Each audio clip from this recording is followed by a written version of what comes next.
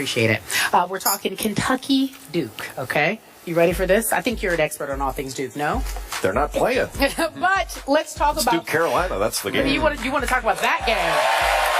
We'll get to that. We want to talk about number one Kentucky. They're undefeated. They're looking for the best undefeated start in school history if they win tonight against Tennessee. But here is the question. Let's get to tourney time. Do you believe that Duke would be the biggest, I guess, opponent for them, the only team that could stop them if we get to tourney time? No, there are multiple teams. Well, first of all, Kentucky's biggest opponent is Kentucky. If they play their best, I don't see anybody beating them. But not every team everybody doesn't play their best all the time. You're going to have to win when you don't play your best. And thus far, Kentucky's done that. They have been challenged, and there have been teams that have hit 10 threes on them. Mississippi did that. They went on the road to Texas A&M. They had a great opportunity to lose there and didn't. So they've answered the bell and have answered it at a high level. When the games have been the biggest, they played their best. And they played injured. They've had people out. They lost Alex Poythress for the year. But they're not a perfect team. Mm-hmm. They're not a perfect offensive team. They're as close to perfect defensively as you can get. They're a phenomenal defensive team. But when they're engaged and they play and they're continuing to get better, and I think they're going to get better before the season ends. That's the kind of thing. We talk about how other teams can improve to challenge Kentucky. Kentucky's going to get better too now. But there are a bunch of teams that can challenge them. Wisconsin can, Gonzaga can, I think Duke can, but they're not the only ones. North Carolina is good enough to beat Kentucky.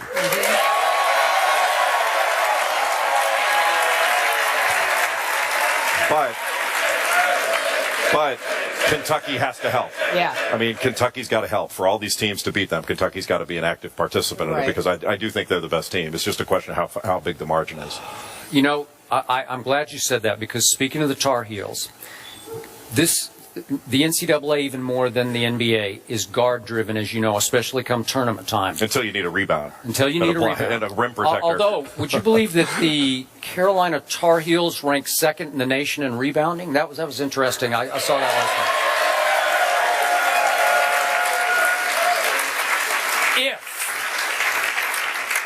If Marcus Page suddenly could get completely healthy and hot, I think this team could go on a fairly miraculous run and win a whole bunch of NCAA games.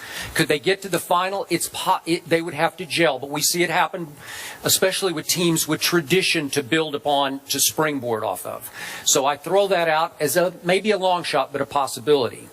Now, again, as just a basketball fan, would I like to see Kentucky and Duke in the final? Just as that's more of an NBA perspective, and I'm a bigger NBA fan than I am a college fan. So I watch a lot of college basketball to see who can play at the next level. Would I like to see Jahlil Okafor against Willie Cauley-Stein in that Kentucky? Yes, I would. I mean, just on star power, could it get much better than that? You could maybe give me better matchups, but on star power, marquee, box office, can it get better than that for this year?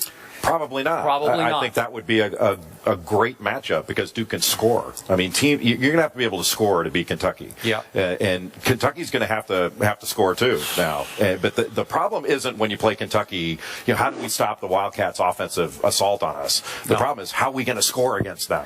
Because they are so good defensively. One thing you can do is you can shoot threes. Again, you can shoot threes on anybody. So to me, Duke would have to get hot from the line, from the arc, to win that game. Would you agree? I do. Yeah, I would agree with that, but I think you'd have to get out and play ahead of their defense and play in transition. Yeah. And that's one thing that North Carolina has traditionally done really, really well, is they play fast. They get more possessions ahead of the defense than other teams, and that's been an issue for them this year. Their break isn't as good as it's been. Their secondary break is not as good as it's been. But against Kentucky, Kentucky's not a great shooting team, but they're shooting actually more efficient from three than they are from two. Their big guys are not proficient scorers down in the post, except for Karl Anthony Towns, who is a stud. He's getting better, and he's getting more confident. They can throw it down to him, and he can make a post move off the block and score. Now, their other guys are they're an inside-oriented team. They play 3-on-2. They want to get it inside and punch the lane and drive it. The faster they play, the harder they're going to be to beat. They haven't played fast throughout the course of the year. As they get further on in the season, John Calipari is going to be more resolute that we need to get the ball up and down the court more, and that means Andrew Harrison's going to have to push it more. When he pushes it, he's a better player, and they're a better team. God, what a big-time clutch shooter he has become. Well, his brother especially. Aaron Harrison. Well, I mean, really both shoot of it. them. Yeah, both of them. But Karl Anthony Towns made a big-time NBA shot at LSU in the lane to win that game after Calipari was all over him for hanging on the rim on the dunk, getting the technical foul, which I thought was a little over the top, frankly. I thought it was a little much, but... The call, you mean, or the Cal. He was just response. all over him on the bench, and once LSU made its run, Cal's over there pointing at Karl Anthony Towns like, see what you did? And then he said he was actually starting to root for LSU just to rub it in. Okay, I guess you're teaching the kid a lesson, but I love the way the kid responded because it did not bother him a bit. And that was a big-time NBA kind of shot. Wouldn't you agree to win that game? I do. I think he's a great young player and one of the best players in the country.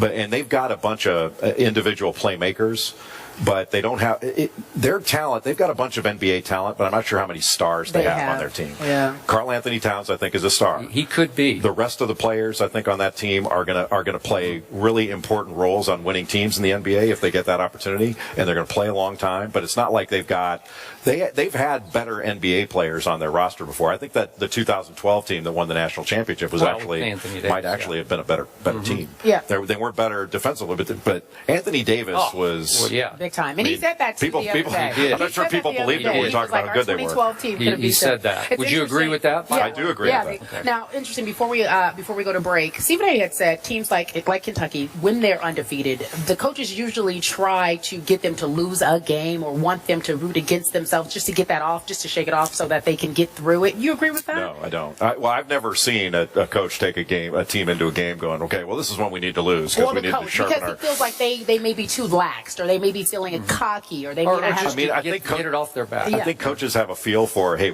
we're cruising for one. Yeah. We could get it handed to us here if we're not careful. But I think John Calipari is smart enough to know that they've got a chance to do something historic this year. Yeah. If they wind up getting beat, fine.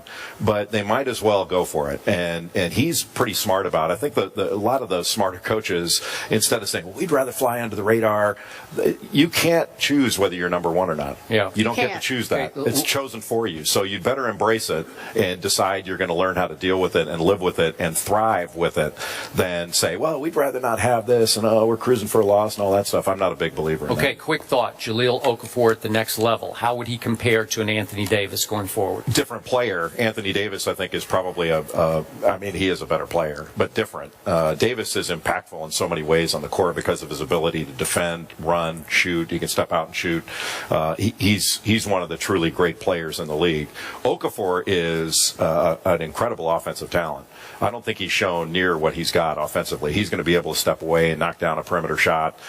His feet are phenomenal. His hands are phenomenal. He's not quite the defender I think he needs to be. Opposing teams are trying to put him in ball screens every chance they get, move him around, get him away from the lane. That's one reason when Mike Krzyzewski went to a little bit of zone, it keeps him around the basket. Yeah.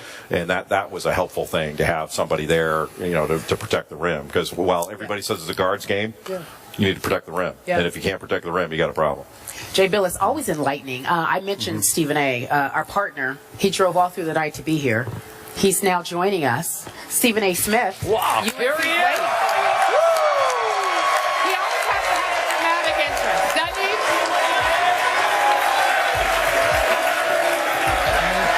What's up? He made it, guys. What's up? He made it, guys. I love it. We'll be right back.